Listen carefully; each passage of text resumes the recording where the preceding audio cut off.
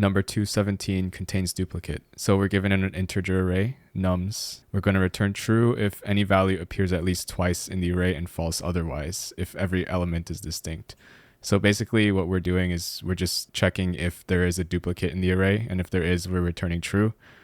Otherwise, if all the elements are unique, we return false. So as you can see, this question hasn't really been asked recently, but around 6 months ago, it was popular with these companies, Apple, Adobe, Uber, Yahoo.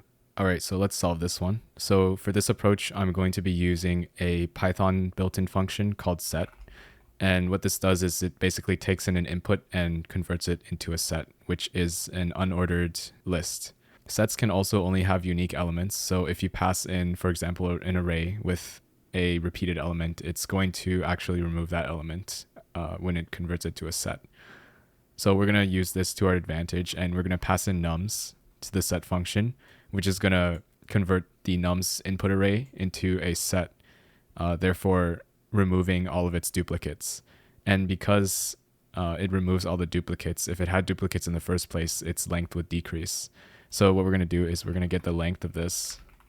We're going to get the length of the new set, and then we're going to compare it to the length of the original array, which is nums. So now this expression is, if the length of the original array and the length of the new set, if they match, then this expression is true.